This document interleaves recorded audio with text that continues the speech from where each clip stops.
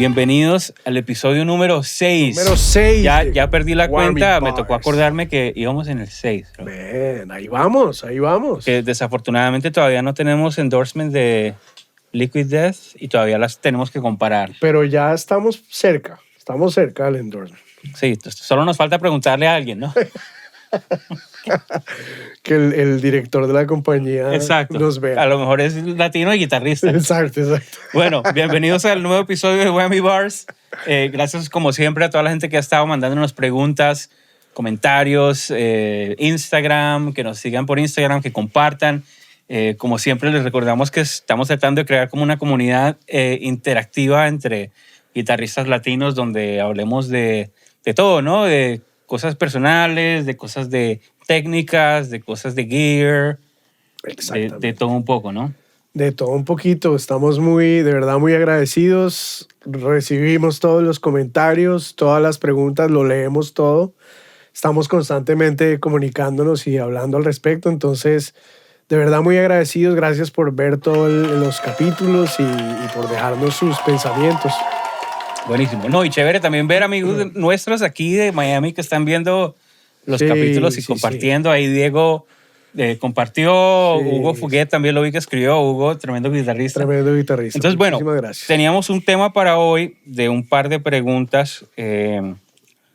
Hay algunas personas que nos están respondiendo al story que habíamos puesto de preguntas. Entonces estén pendientes para escribir las preguntas así. Igual nos pueden escribir un DM en Instagram o en YouTube, ¿no? Bueno, una de las preguntas era, ¿cómo hacen ustedes para conseguir sesiones o para conseguir gigs? ¿No? Entonces, ¿cómo harías? Digamos que buena pregunta. ¿Hubo algún momento en tu carrera que tú, digamos, hiciste alguna cosa y eso dijiste, bueno, cuando hice eso, de repente me salió un montón de trabajo, un montón de gigs? Sí, yo creo que siempre todo viene acompañado de varias circunstancias. Creo que la clave y digamos, lo primordial ya lo hemos venido hablando en diferentes capítulos y es siempre estar en súper buena onda, siempre hacer el mejor trabajo, estar siempre súper bien preparado antes del gig o lo que sea. Y estar preparado antes de que te llamen a cualquier cosa, porque no sabes en qué momento va a venir esa llamada, esa conexión con alguien. En mi caso, en mis inicios, era un amigo con el que nos conocimos básicamente tocando y llameando, como hace uno la gran mayoría sí, cuando eres estudiante o estás en los inicios de tu carrera, de repente conoces a alguien y estás solo llameando o tocando por aquí por allá, y coincidió con que el tipo estaba en ese momento conectándose con un productor más o menos conocido en Colombia. Necesitaban un guitarrista y ¿Te llamaron? Me llamaron, pues él me contactó, me recomendó y me llamaron para hacer esta grabación.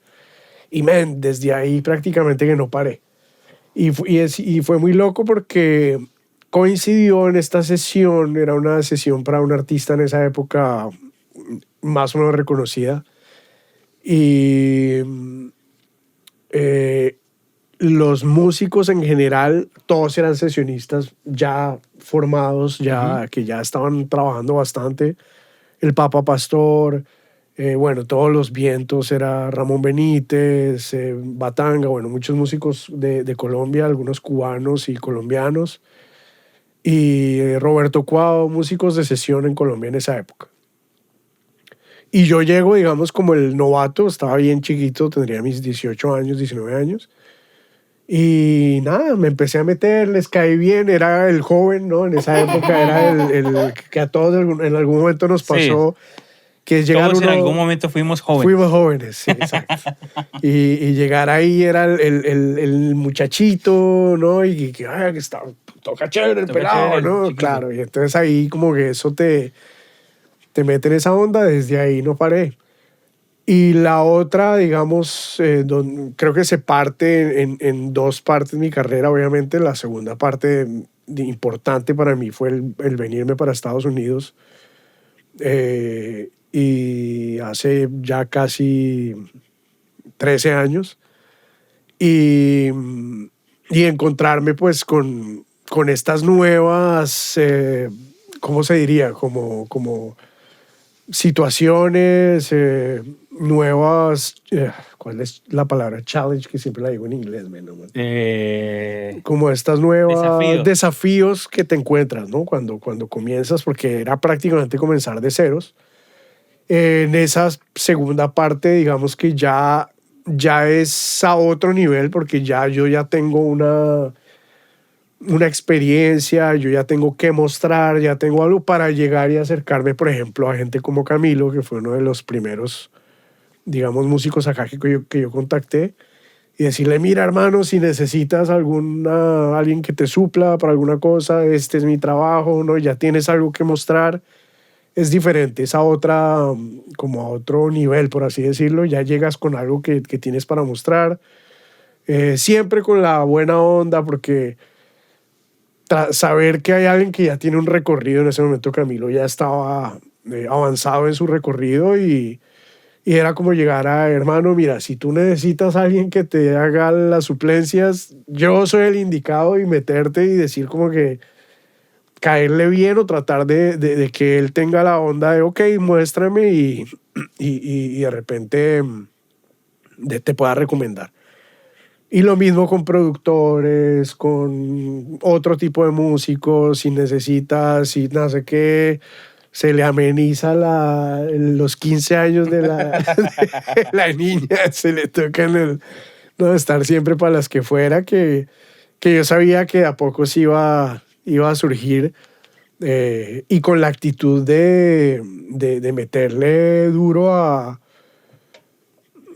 primero a practicar, a aprenderme la música que se tocaba acá, que era uno de los desafíos más grandes inicialmente. Y yo creo que una cosa lleva a la otra, ¿no? Ya es llegar a un gig preparado, ya es llegar a un gig en el que te pidieron una cosa y lo tienes.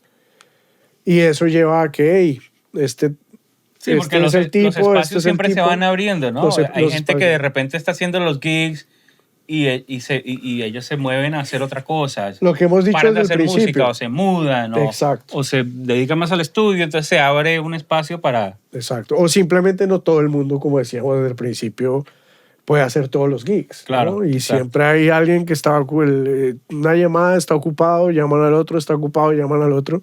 Sí, que aquí hay temporadas, definitivamente en Estados Unidos, Claro. bueno, en Miami, digamos, no en Estados Unidos, pero en Miami, las temporadas aquí bien pesadas de trabajo son como de noviembre hasta el verano, ¿no? En el verano baja, pero hay semanas en diciembre, en enero, en febrero que necesito un guitarrista. Mira, llamaste a este, no puede, llamaste a este, no puede, llamaste a este, no puede. O sea, Y nadie cuando puede. te buqueas doble, Uy, sí. O sea, esas pesadillas de exacto. ¿Dónde están estos tengo gigs en en mi el verano? calendario 2 gigs el mismo día. ¿Cómo así? Claro. Y no caí en cuenta. Uy, brother. Eso Lo peor. no me pasa mucho, pero me ha Me pasado ha y es pasado un también. desastre. Sí, es un desastre. Hace tiempo no me pasa, pero Sí. hubo un par como de Will. esos. Aunque esto no es madera, pero bueno. Sí. Bueno, Hubo sí, un par de esos horribles. yo crecí acá, entonces, pues, digamos que tuve una Toda tu ventaja, carrera, un poco, sin una ventaja más aquí porque conocía gente desde el comienzo, ¿no? Claro. Y es lo mismo que tú, ¿no? O sea, como que uno llega, hace un buen trabajo, te aprendes los temas, das buena vibra, un buen hang y la gente te sigue llamando, ¿no? Sí. Creo que en las sesiones es un poco diferente porque tú no estás en persona cada vez que alguien escucha una canción que grabaste, ¿no? Claro. Entonces como que la canción en la que grabaste se vuelve como tu business card, ¿no? Claro. Que alguien escuche la canción de Pepito, uy, ¿quién grabó esa guitarra? Está cool, grabó Julián Ávila, ¿no? Sí. ¿Quién es Julián Ávila? Búscalo en Instagram.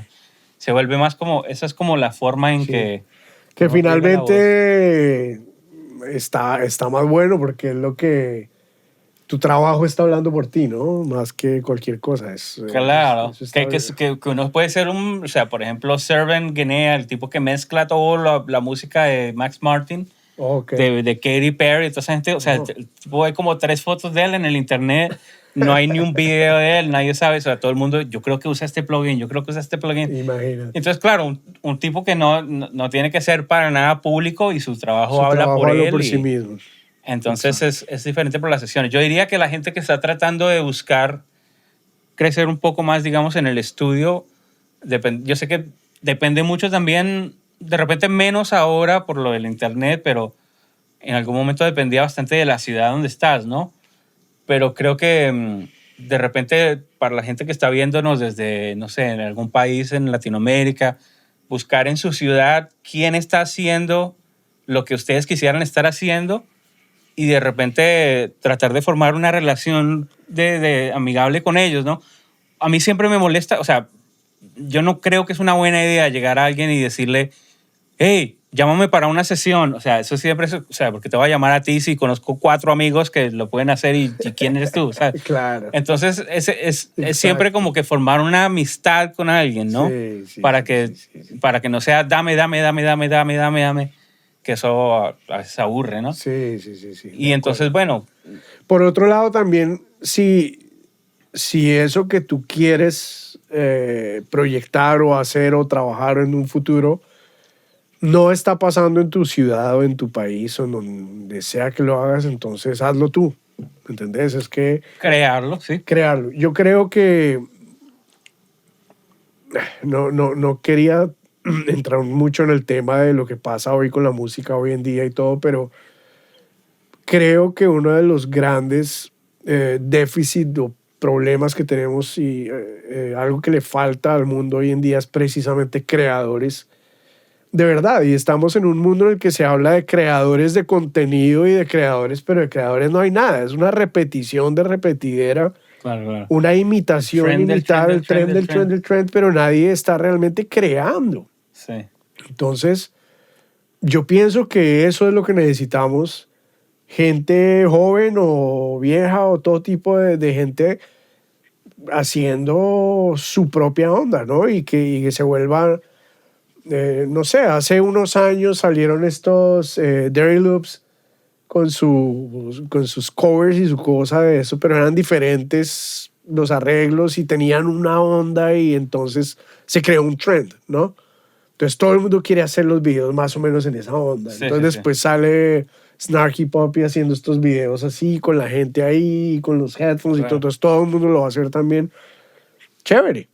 Todo eso sirve, pero también está bueno que uno vaya creando, haga sus ideas, haga sus proyectos. Yo admiro mucho eso, admiro mucho la gente que está haciendo proyectos que a veces pareciera que nadie los está viendo, pareciera que hay 3 gatos solamente viéndolos, pero estoy seguro que en un futuro muchas veces puede ser cercano, otras veces más lejano, hay que ser pacientes, va a dar frutos, ¿no? Entonces... Sí, es como que a veces hay que, como que nosotros tenemos una amiga en común que es una corista que empezó su canal de YouTube hace, bueno, mucho después que yo, ¿no? Y yo me acuerdo que ella estaba tratando de hacer diferentes tipos de video. De repente hacía un video de tal cosa, un video como de comedia, un video como, como tratando de ver cómo era el testing the waters.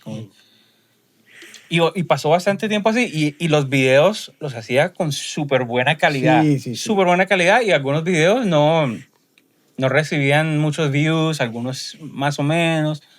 Y ella siguió así, haciendo diferentes cosas, hasta que de repente encontró como que su niche, que es como vocal coach reacting to, y de repente el canal explotó. Y ahora tiene un montón de seguidores, que yo me acuerdo cuando ella tenía menos que yo, y ahora tiene como 10 veces más que yo. Entonces es como eso de que... Pero me encantaba lo otro que hacía, bro. Estaba buenísimo, porque nosotros la conocemos. La conocemos, ¿no? Y súper chistosa. Sí, y Liza. Pero es el punto de que... Pero hay que volver... Uno tiene que experimentar, porque claro... De repente ella no hubiese llegado a hacer esos videos si no hubiese hecho esos otros 40 videos que de repente no pegaron. Y no era porque los videos no eran buenos. Los videos eran buenos, pero pues no era, o sea, no encontraba la audiencia, ¿no? Sí. Entonces como que uno siempre tiene que crear. Lo bueno de lo que tú estabas diciendo, porque tú dijiste que si estás en una ciudad donde no encuentras a gente que hace, entonces tú tienes que crear. Claro.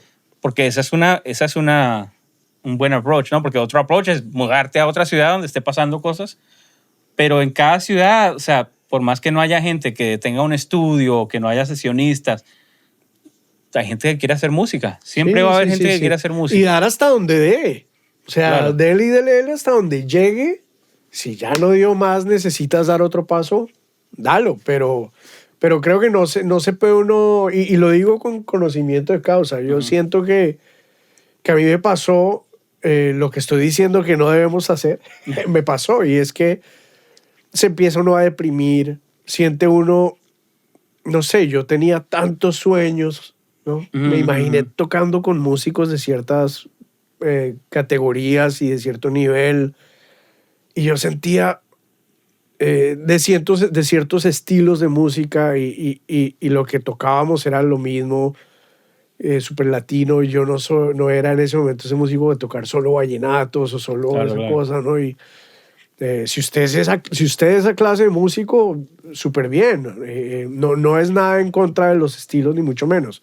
Pero yo estaba Pero tú en no te otro, identificabas no me con eso, sí, identificaba claro. para nada. Entonces me sentía súper frustrado, y me empecé fue ¿no? deprimir. a deprimir, y a bajar, y ya dejé de tocar. Ya lo estaba casi que dejando. Claro. Y un día, no sé, me salí así de la vaina, me desperté, y bueno, vamos a seguirla porque Es que no quiero eso. es interesante. Yo acabo de grabar un EP con una cantante. No voy a decir los nombres en el caso de que esta persona no quiere que la gente sepa eso, pero es una cantante, compositora, que los temas estaban increíbles. Y el productor es el pianista, que yo nunca había escuchado de él antes de hacer este disco. Y los temas estaban increíbles. Son unas producciones brutales. Y grabamos el disco y yo, uy, bro, o sea, gracias por dejarme ser parte de este disco porque está súper cool. Ajá. Y lo hicimos por Zoom porque él vive en otro país. Entonces, después en lo que nos pusimos a hablar, él me estaba contando que él como que había considerado salirse de la Retirarse. música. Porque él se fue a otro país, estudió música a un nivel bastante alto y después se regresó a su país, en donde en realidad es lo que está pegado es lo urbano. Y digamos que lo que está saliendo de ahí bastante es como más los sample producers, ¿no? Y entonces inevitablemente un tipo con un nivel de músico así y con el tipo de producciones que está haciendo tan bonitas y tan orgánicas, y de él trabajar tan duro y ver que los otros tipos son los que están agarrando la gloria, te mata, pues te es deprime. inevitable que se va a sentir mal, ¿no? Claro. Y yo le estaba diciendo, brother, por favor no pares de hacer esto, porque, o sea, alguien se tiene que dar cuenta de esto eventualmente y esto va a explotar. Sí, Pero pues es increíble Continuar. como alguien puede Continuar. rendirse sí. sin... Sí, hay que continuar y seguirlo haciendo. Y eso me lleva a otro tema, que no sé si nos salimos mucho, de repente regresamos otra vez, pero Ajá. ¿De qué era que estábamos hablando? Que ya no lo sé. Ni siquiera sabe de qué ¿Dónde estamos? Que es el tema de buscar esa voz de uno, ¿no? Que, claro, somos músicos que servimos a la música, que en el camino de servir a la música agarramos mucho de mucha gente, usamos, aprendemos constantemente, investigamos de otras músicas para poderla traer a la música que estemos haciendo. Pero creo que también somos de alguna manera creativos y somos creadores de música, y para eso, para encontrar ese sonido, esa voz, creo que hay que seguir, continuar creando, y no parar de hacer nuestros proyectos. Yo siento que muchas personas muchas veces de repente se sienten como que yo soy más de hacer otras cosas, no sé qué. Yo invito a la gente que siga haciendo sus proyectos, y te juro que no, así no lo saque nunca, así no sea algo que, pero siento que el hecho de componer, de buscar su propia música, o sea, como crear música, es la manera de llegar a hacer uno su voz. Claro. ¿Me entiendes? No es imposible desligar a Chick Corea y su manera de tocar sin sus canciones. Claro. sin verdad. ese proceso. Es imposible desligar a Bill Evans de su manera de tocar y de acompañar sin su música y sus composiciones. O a Pat, que siempre yo hablo de Pat Metheny. ¿Quién estaba pensando? Bueno, cualquiera de estos compositores, John Mayer, cualquiera de ellos, es imposible desligar su manera de tocar que dio ese gran salto sin sus canciones. Entonces creo que es importante no parar de crear. Jaco, bro. Sí, Jaco, que todos lo conocen como el gran bajista que revolucionó el bajo, él era un compositor de canciones, bro. Era Tremendo. impresionante la manera en que el tipo escuchaba la música, componía y esa es la razón por la que... Los bajistas siempre escriben muy bien, ¿no? O sea, no te hace, o sea, muchos de mis temas favoritos siempre han sido de bajistas. Es cierto, bro. Jaco Es cierto. Pastorius, Charlie Hayden, Charlie Hayden, compositor de canciones, unas melodías sí, sí, sí. hermosas. Goodbye Pork Pie Hat, ¿cómo es que se llama? Charles Mingus. Charles Mingus. Mingus. Creo que como es un bajo que tiene 4 cuerdas y están tan limitados, tienen que usar más creatividad, ¿no? Nosotros que tenemos tanto acceso a chop. Ese es el problema, que es donde uno se encierra muy fácil en el chop y en el lick, de que todos tocamos, que todos repetimos, que todos nos aprendemos. A los guitarristas nos cuesta un poco más trabajo salirnos de ese círculo de escalas, del riff, de la pentatónica, y casi todos venimos del blues, entonces son los riffs blueseros. Sí, bueno, por lo que inevitablemente... Es inevitable. Steve Vai, Joe Satriani y toda esa onda, mucha de su música está basada también en licks y claro, a nosotros nos gusta eso también. A mí me encanta, claro que sí, ¿no? Y no es no tocar el lick, I mean, es como el pianista clásico que toca Bach y de repente sale Bach en su manera de tocar, pero qué bueno empezar uno mismo a construir su manera de sí, yo tengo que hacer más de eso. Sí, todo. Tú me has mandado cosas tuyas y yo te he mandado cosas mías que después nunca volví a trabajar jamás. Yo creo que todos debemos siempre experimentar un poco más en eso, porque creo que en la construcción, en la creación y en la composición puede estar las nuevas generaciones de la música más allá de lo que pueda estar pasando ahora. Y creo que va a ser una de las bases grandes a que no nos coman los inteligencias artificiales y los AI y todo eso, porque es no parar y tampoco pensar es que ya todo está hecho. Siempre todo ha estado hecho. Es de qué manera usas esta cosa para empezar a hacer lo tuyo. Sí, interesante. Yo vi una cosa que dijo Joe Walsh una vez, el guitarrista de los Eagles, que si él se sentía amenazado por el AI. Okay. Y él dijo como que no, porque la música que yo hago y la música que yo escucho no se puede hacer con AI. Exacto. Y tiene todo el sentido. Todo el sentido. En estos días estaba viendo a un músico, no me acuerdo quién era, escuchando algo de lo que hace AI que está en Spotify, porque claro, está metido en todas partes y que están ganándose el billete por nosotros. Claro. Y entonces es una copia de Wayne Shorter o una copia de no sé qué, puras copias, bro. Sí, sí. ¿Por qué hoy me voy a poner a escuchar la copia de algo original, vivo, real, que suena tan real? Sí, porque a lo mejor la persona que creó esa copia quiere ganarse el billete en vez de pagárselo a la disquera, que le va a cobrar más porque lo tiene que distribuir entre el compositor y el artista. Entonces, exactamente. El eterno problema de los créditos. Exacto. De hoy en día. ¿De a quién le va el centavo? ¿De a quién le va el centavo? Que finalmente es para todos menos para el compositor y el músico. No sé cómo llegamos ahí de cómo conseguir más sesiones y más gigs, pero... Exacto. Bueno, sí, es parte ¿Tú tenías otro tema que iba con ese? No me acuerdo. A ver. O si no, podemos ir a la parte de las historias. No me acuerdo qué era lo que... Yo tengo peor memoria que Dory. O sea, Yo ni sé, sé bro. cómo me acuerdo del nombre de Dory, que ya era para que se me hubiese olvidado. Ay, había una frase, hermano, Pero se te olvidó. que la tenía por aquí anotada y se me olvidó. Entonces, pues sí, sigamos con otra cosa.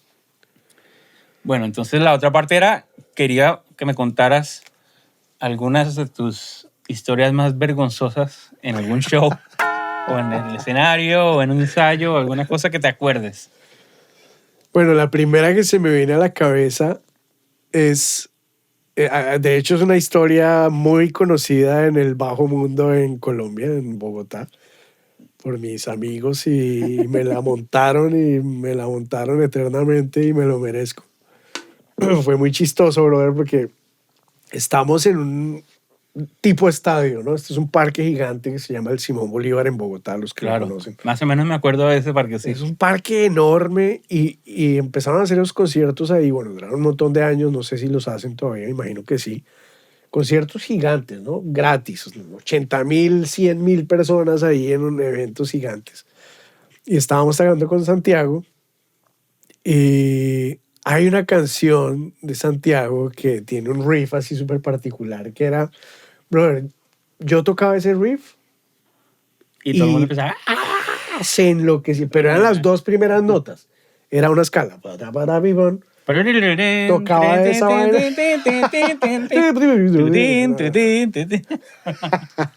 Tocaba esas tres notas. Y bro, se enloquecía. Todo el mundo ya conocía esa vaina, ¿no? Entonces era mi Ese era tu momento, responsabilidad, sí, sí, sí. mi momento No aparte. cagar esa. No, sí, El resto cáguela sí, lo que sí, sea, sí, pero no me va a cagar en esa, ¿no? Y bueno, ya viene la vaina. Aparte, yo soy el director, entonces yo hacía como un 1, 2, para. Esto es, claro, los nerviecitos, la gente, la gritadera, ya me miran, viene la que hago mi conteo. 1, 2, 3. La versión jazz. Man, la versión mute, claro, todas no sonaron así. No, qué vaina tan chistosa. Obviamente, todos en el grupo, bro, instantáneamente, todos cagados de risa mirándome. Y yo, uy, qué rata riéndose y todo el pianista.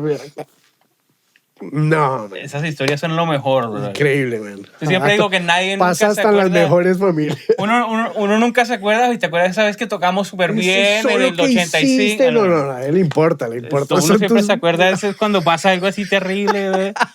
Yo me acuerdo que en algún momento con John Seca, él sacó un disco como de clásicos en inglés y él tenía una versión de Evil Eyes. Evil Eyes, ¿es que se llama la de Santana? No sé. Evil Ways. Coño, Evil Eyes, bro. ¿Cuál es Evil Ways? No sé. You got to change your evil ways, baby. Bueno, en la original está Dan Warner y tiene un solo de guitarra cool. Pero bueno, ellos querían poner esa canción como a la mitad del show y él se iba a ir a cambiar de ropa. Entonces, vamos a hacer un solo, porque la canción terminaba con un solo de guitarra. Entonces dijeron, bueno, hagamos el solo de guitarra bien largo para que John se pueda ir a cambiar, ¿no? Entonces era un solo de guitarra como de 4 minutos. Ese era larguísimo, bro. Ok. Porque básicamente lo que pasaba era que yo empezaba el solo 4 minutos. y eso era en vivo, eso es en vivo sin secuencia, ¿no? Entonces eso era solo de guitarra, solo de guitarra, solo de guitarra y el director Pete estaba mirando para atrás hasta que él veía que venía John y cuando venía John entonces daba la señal de un lick que terminábamos y se acababa la canción, ¿no? Entonces si John no salía, yo seguía haciendo solo de guitarra, ¿no? Entonces Eddie, Adolfo, el manager de John en ese entonces, todo el tiempo, yo me llevaba súper bien y nos jodíamos todo el tiempo. Súper buena onda. El tipo yo siempre que estaba tocando en el escenario, el tipo me jalaba el brazo, porque el tipo es fan de la película de Ace Ventura. Él siempre me mostraba una escena que yo nunca me había dado cuenta, pero el tipo se cagaba de risa con esa escena. ¿Cuál escena? Yo soy fan de Ace Ventura. Ace Ventura, que hay una parte que el tipo entra como una fiesta y hay como un cuarteto de cuerdas tocando. Ah, sí, en la y segunda. el tipo le jala el brazo cuando le jala el brazo. Entonces el tipo siempre me hacía eso porque o sea, la referencia era esa parte de esa película, ¿no? Pero entonces una de las cosas que Eddie siempre me jodía era que el tipo quería que yo tuviera un cable larguísimo porque él quería que yo saliera al frente para los solos, ¿no? Entonces siempre me decía, trajiste el cable, incluso jodía a los sonidistas para que me pusieran un cable largo. Entonces, el cable largo el en cable- Colombia significa que has dejado de trabajar un Sí. montón de tiempo. Dice, uy, no, tengo un cable larguísimo, es que no has Bueno, trabajado un montón de esto tiempo. pudo haber sido un cable largo después de que sepas lo menos. El punto es que yo siempre, en ese entonces yo usaba una pedalera normal y yo siempre amarraba el cable, o sea, como el cable de la guitarra al primer pedal, como que le hacía un loop, Ok. como para que se quedara bien agarrado, ¿no? Y esa vez como que creo que en el chequeo de sonido no teníamos el cable, lo iban a ir a buscar. Entonces el punto es que me dijeron, no, tranquilo, nosotros te cambiamos el cable después del chequeo de sonido para que el show lo tengas, ¿no? Ok.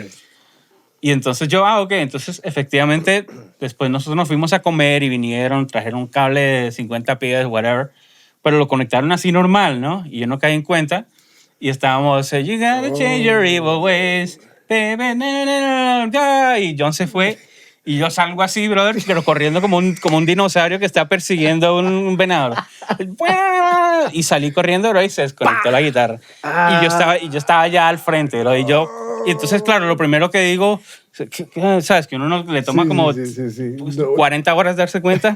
El volumen es un cambia. instante, pero para Pero se ti siente es larguísimo. eterno. Entonces yo, cambiando de pickup, el volumen, serán los in-ears, le chequeo el volumen del in-ear my y de repente me God. volteo y veo el cable así desconectado, ¿no? Y ya habían pasado, o sea, pensé que habían pasado como 40 minutos de solo de guitarra. Y me devuelvo corriendo y lo conecto otra vez y claro, obviamente en lo que me voy volviendo veo a todos cagados de risa.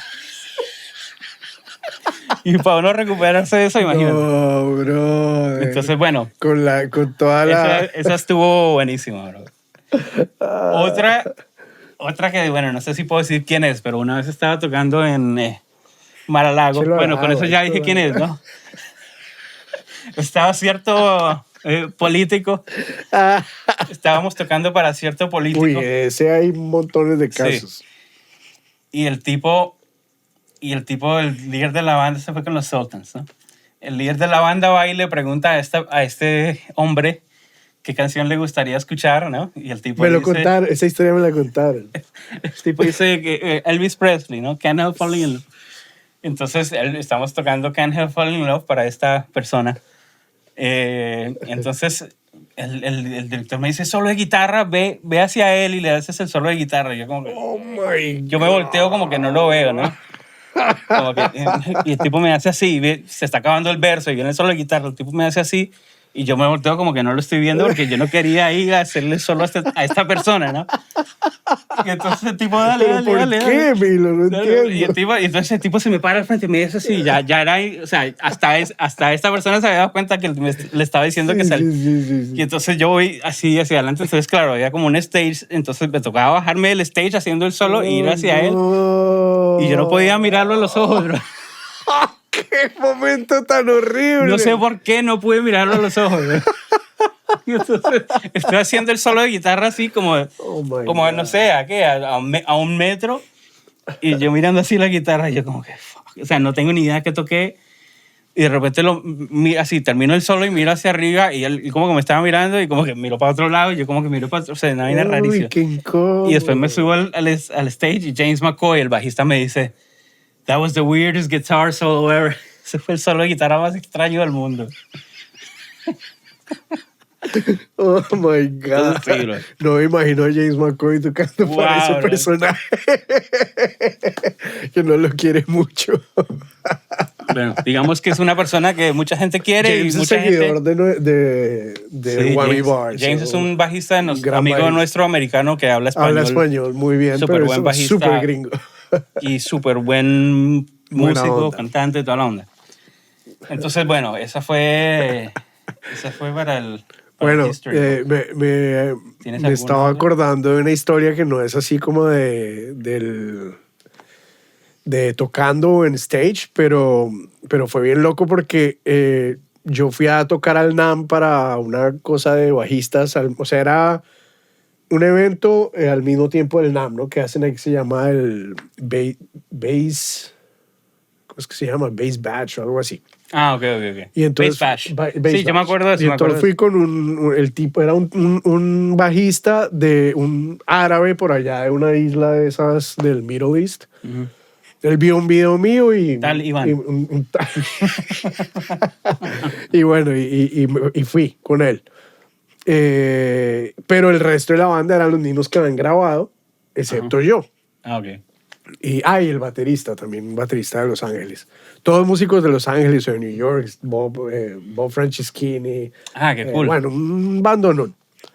Y yo, pues bueno, feliz en esa vaina. Resulta que el guitarrista que había grabado el disco era pues un guitarrista de estos de LA súper conocido. Y yo no lo conocía. Wow. Yo había escuchado de él. O sea que sabía tú quién en era. teoría estabas tocando las partes Yo de estaba él. tocando sus partes. Y él estaba ahí en la audiencia. Y él estaba, él fue, fue a la audiencia, fue todo el rollo. Esto fue tremendo gig porque yo toqué antes de Osno y Wow. antes de nosotros tocó, ¿cómo se llama este bajista?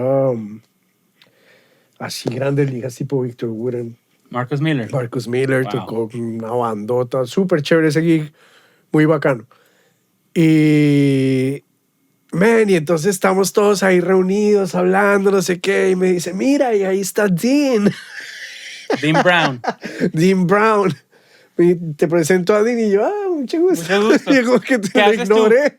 No, yo lo ignoré. Yo, gracias, no sé qué tal. Y seguí porque yo estaba en otra conversación. Uy. Claro, el man como que... Y entonces Bob vuelve y me dice, ¿no conoces a Dean? Y yo, no, realmente. Me dice, you need O sea, to know him. ni sabías que era guitarrista. No sabía que vi a un señor que estaba ahí. Yo ni sabía que le había grabado todo, no, hasta que Ajá. Bob ahí me dice, él fue el que grabó todo. Sí, Wow. él fue el que grabó todo. Y yo, man, so shit. sorry. Ya en ese momento ya el man Ya el estaba tipo estaba rayado. como que, Ya se molestó y ya fue como que... Go back to your country. Pero se tenía que molestar tampoco. Yo no tenía por qué conocerlo. Claro. Pero... Bueno, de repente el tipo está acostumbrado a que todo el mundo lo conoce, quién sabe. Sí, bueno, él murió hace... ¿Cuánto Bueno, murió? en el NAM, preciso yo estaba en el NAM ¿Oh, sí? y él estaba, bueno, él murió ese día ¿Hace cuánto fue? ¿Un mes? ¿2? en enero. ¿Oh, ya en enero? Sí, Oh, bro. my God, ya tanto. Yo estaba, Wow. precisamente estaba hangueando con Michael O'Neill, el guitarrista de George Benson, que es amigo mío, y él me llevó y me presentó a Andy Timmons Wow. y a Allen Hines, bro. Entonces estaba encanta literalmente Allen Hines. con Andy Timmons, Allen Hines, Michael O'Neill y yo hablando ahí, y ahí uno de ellos lo ve en el teléfono. ¡Uy, se murió Dean Brown! Ahí fue que me enteré. O sea, fue ese mismo día, en ese momento. Uy, qué manera tan horrible Sí, de enterarse. Entonces, esa fue mi conversación con Andy Timmons. Ven, aparte muy chistoso porque, claro, yo me subo a tocar antes de Osnoy, Claro. ¿no? Entonces yo, bueno, tocaba tocar bien porque Que es los que no conocen a Osnoy es un guitarrista una increíble, bestia, sí. uno de esos guitarristas que uno no puede creer lo que están tocando. Es una bestia. el tipo es súper versátil, ¿no? Muy Porque versátil. Puede tocar el straight ahead súper Es bien. rarísimo porque es un tipo que parece como que no tiene, como que toca como tan, no sé. No, o sea, físicamente no pareciera No que pareciera tiene el pocket que tiene, ¿no? Exacto.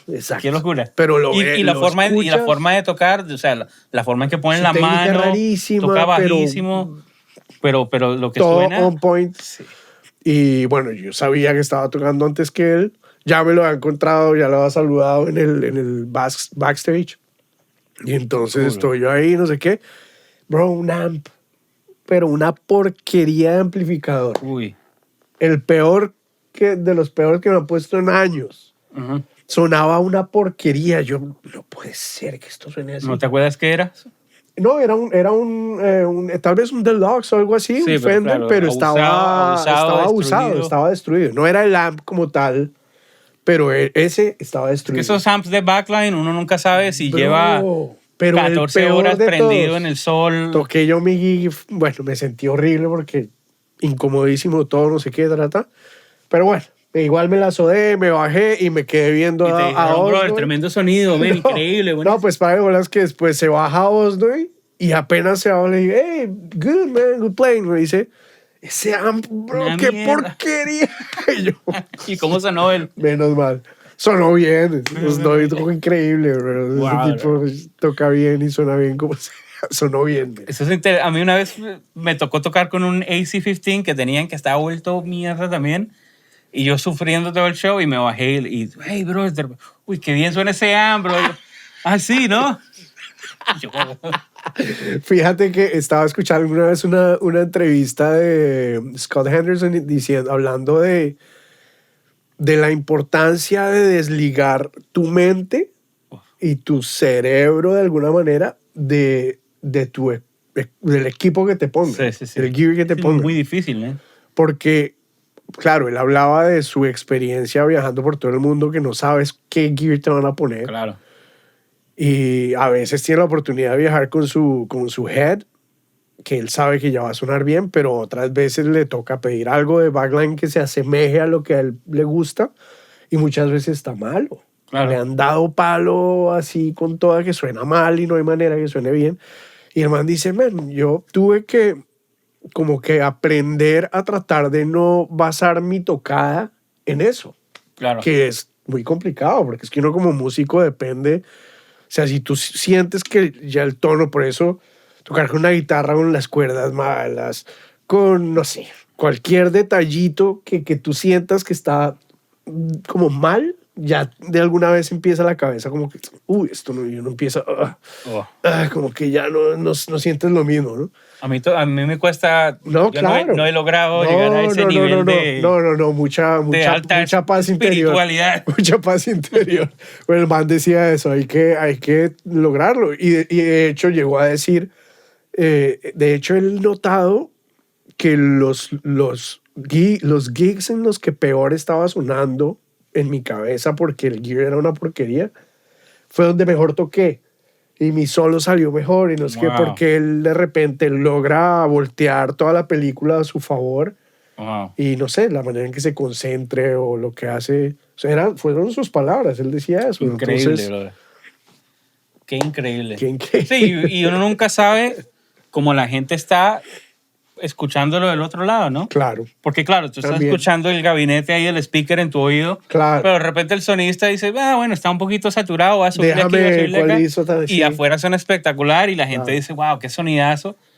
Y uno se destruye su propia performance, Autoestima la baja pensando y en se eso, destruye el ¿no? performance, sí, total. que eso Exacto. a mí sí me pasa cada rato. Bueno, acabo el show ese que hice con Wayne Newton, que te dije, me pusieron un Fender Twin. Y yo tenía el Fender Twin a 5, bro. Uf. Con eso te lo digo todo. Pero un Fender Twin, si lo subes a más de 2 y no estás sordo, exacto, el amp no suena funciona. duro. Sí, Lo sí, tenía sí. a 5, bro. Yo dije, esta vaina No, ese amp se va a no- morir en medio show. seguro. Pero sí me pasaba todo el tiempo, por ejemplo, con Julio Iglesias bajábamos. Con Jose Cada siempre hemos tenido un Deluxe Reverb ahí de backline. Y casi siempre los Deluxe Reverb salen bien. Pero con Julio a veces nos pasaba porque nosotros pedíamos. Él me ponía a tocar los Roland Jazz Chorus esos porque esos eran los que tocaba el otro guitarrista, ¿no? Y esos no son una muy común de encontrar en muchos lugares. Entonces, mí a yo veces nunca viajábamos. me he podido, Yo odio ese amp. Bro. nunca pude con ese Creo amp. que cada vez que veo ese amp me recuerda Sí. a esas. Total, a mí también me da como... Que bueno, Pat Metheny usaba ese amp y sonaba espectacular. No, increíble. Pero sí, a mí me costaba sacarle el. No sé si es porque lo no que es de pasa tubo. también la guitarra gorda no necesita tanto de los tubos, siento yo. De hecho, esa guitarra, Claro. ese tipo de guitarra, tú casi la puedes conectar directa y ya más o Como menos Joe que Pass, te da un ¿no? Que sonido. Joe Pass no usaba amp. Claro, te suena ya más o menos lindo. Pero a él le gustaba ese sonido, ¿no? Sí, Porque sí, yo me sí. acuerdo que un par de veces a mí me decían, Bueno, Mira. Mike Stern creo que tocaba con ese. sí. Y el production manager de repente me decía, mira, en 2 semanas tenemos un show en Rumania y no tienen jazz chorus. ¿Qué quieres que pida? Yo decía, ¿tienen esto? Me acuerdo que en una vez pedí 2 AC30s, un box AC30. Y yo llegué y yo, suena increíble. Y entró Julio, suena horrible. No, quiero que suene como este. Yo, fuck. Y después del show, esos no, nunca los vayas a pedir nunca más. Suenan horrible. Ya perdí el chance de volver a pedir un AC30. No, es que algún día deberíamos hacer un programa solo de cuentos de Julio, bro. Bueno, con eso te lo digo todo. El jazz, el Roland Jazz Chorus. Claro, porque esos eran los que usaba Tony del Corral, que era el otro guitarrista, claro, el que llevaba con él 40 años. Entonces, él estaba tan acostumbrado a ese sonido que ya, ni siquiera, si no los veía, ni siquiera era una cosa sónica, claro, si no los veía, ya va a sonar mal. Claro. Ya, y el show va a salir mal porque no voy a escuchar lo que escucho y no voy a cantar bien. Entonces se volvía un domino effect.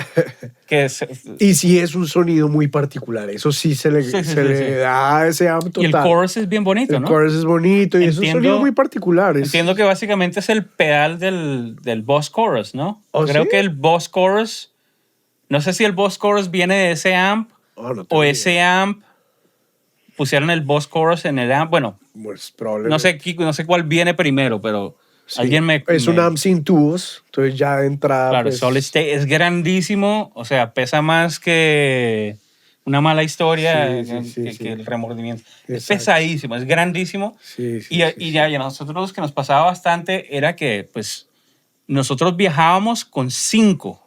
¿Puedes creer eso? O sea, cuando nosotros llevábamos el cargo, Julio tenía 5 de esos, que eran 2 para Tony, 2 para mí y 1 de backup. Pero muchas veces pasaba que si estábamos haciendo una gira en España y todo el gear se quedaba en España y íbamos a salir a hacer un show en donde sea, Portugal, entonces para ellos no traerse todo ese gear, pedían ¿sabes qué tiene también bueno ese amp? Que los efectos, las reverbs y los delays y eso, cuando van directo al preamp, no saturan, no suenan sucios. Entonces es casi como que estuvieras mandándolo solo por detrás sin usar el preamp. Bueno, al final lo que yo hacía era tiene es bien particular. Yo al final me llevaba el Fractal y tiraba XLR a la casa. Claro. Y luego yo o sea, me estoy quemando aquí con esa confesión. Pero entrábamos quarter inch a los amps y poníamos unos 57 que no estaban conectados a nada. O sea que si Julio ve esto, ya estoy muerto. No. Pero entonces, claro, lo que salía afuera en realidad era el Fractal. Y lo que él escuchaba en su monitor era el Fractal y le hacíamos creer que era... Fired. Brother, qué buen cuento. Sí, exacto. O sea, que en su serie de Netflix a lo mejor va a salir esto diciendo... Bro, qué buen cuento. Esa historia me recuerda a como el producer switch que tiene Leland Sklar. Claro, el producer switch. O me recuerda más o menos a esa historia que hablábamos el otro día de un guitarrista que vive en Los Ángeles. Creo que los dos lo conocemos o hablamos de él. Sí. No quiero decir de dónde es porque se va a... Lo que me contaste, sí. Y la cosa es eso, que el tipo de verdad siente que por tener el preset o el pedal de no sé qué, verdad, iba a sonar como tal. Claro. Y entonces era todo el tiempo como hablándome de cómo él sonaba de cierta manera o tenía cierto equipo porque lo tenía un guitarrista o tal persona, claro. o el preset. Mira, este preset que yo uso es el preset que usa Josh Smith. Ajá. Y yo, ok.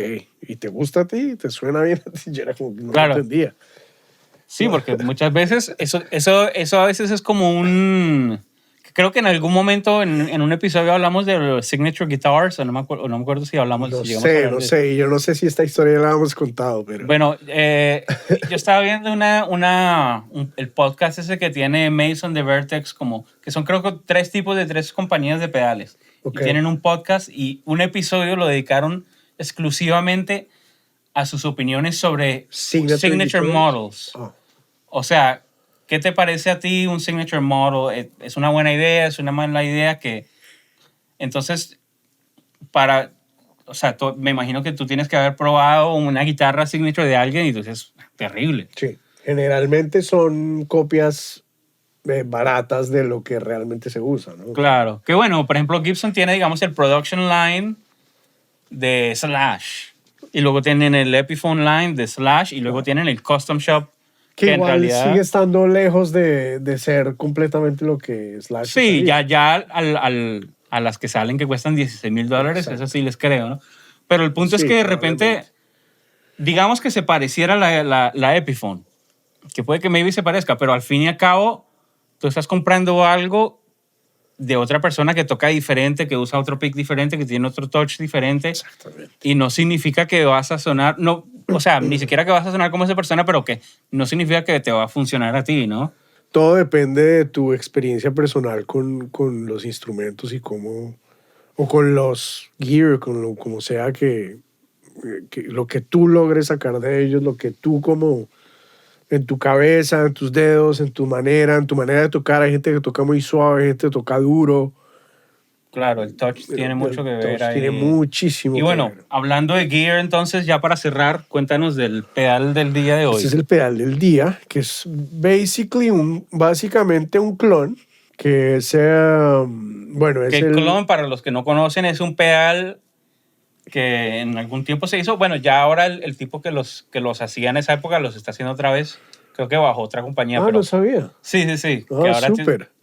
voy a subir una foto si la Sí, encuentro. bueno, hay un montón de compañías que pero lo es han un tratado de pedal emular de estos que es como el Dumble, ¿no? Que es un pedal que se hizo en una época, con un circuito se volvió particular. trendy y ahora se venden como por $5,000. Y se emulan y hay montones de compañías Entonces, que lo emulan. J-Rocket, J-Rocket hizo este Archer. Este es el Archer Jeff, que es, creo que son 3 diferentes o 4 diferentes. Hay uno sí, yo blanco, sé que hay uno dorado, hay uno gris, uno plateado.